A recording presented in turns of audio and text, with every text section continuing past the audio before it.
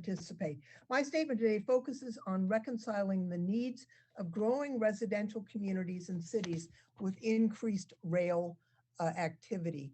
Congress has long recognized the benefits of rail as a means of mass transit and efficient shipping.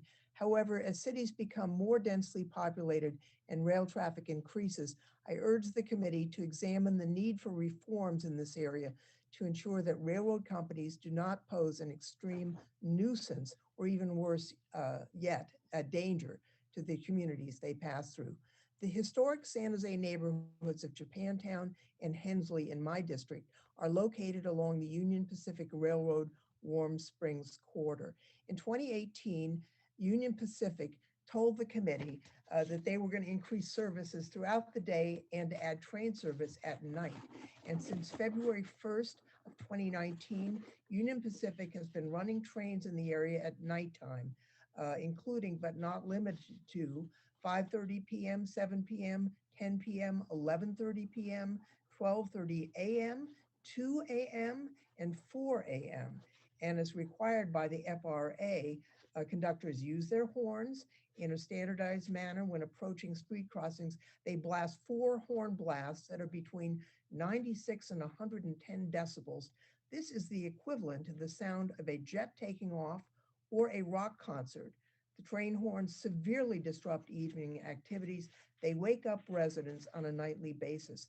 There are approximately 11,415 residents living in the impacted area, and with additional housing that was approved prior to the expansion of rail service, there will be thousands more. In 2020, the pandemic further compounded the problem as constituents complied with stay-at-home orders. In addition to lowering productivity, the effects of noise pollution, sleep deprivation, and stress are known to have long-term health consequences. Local and state elected officials, community members, and even my office have made attempts to discuss the schedule change and train horn noise issue with UP. In fact, the mayor of San Jose and I spoke to the chairman of Union Pacific to no avail. Due to FRA requirements to use the train horn in residential areas and the lack of legal obligations on railroad companies to make schedule modifications, even in circumstances such as the one described, Union Pacific has continued to carry out its increased service schedule. Train horns are an important element in preventing injuries and fatalities, but as evidenced by the thousands of calls and letters I've received from my constituents in the last 3 years, they can also be detrimental to community.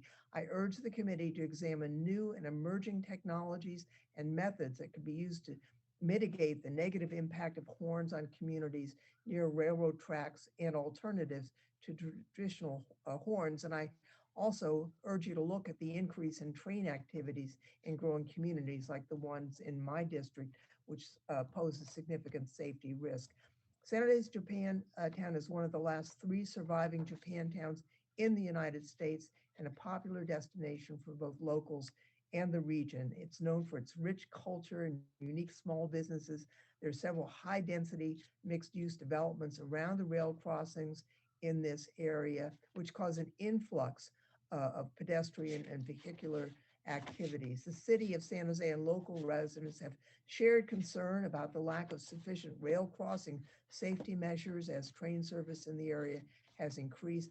One of the crossings is lacking complete railroad crossing vehicle gates, and all of the crossings are lacking pedestrian treatments, which is why I will be seeking member designated project request assistance from the committee to allow the city to build out the superior safety measures that will reduce the potential for train incidents with vehicles or pedestrians. I thank the committee for allowing me to speak, and also I know that it is a long day for committee members to listen to your colleagues, but it's appreciated that you would take this time to listen to us who are not on the committee but have issues of concern to you. And with that, Mr. Chairman, I yield back.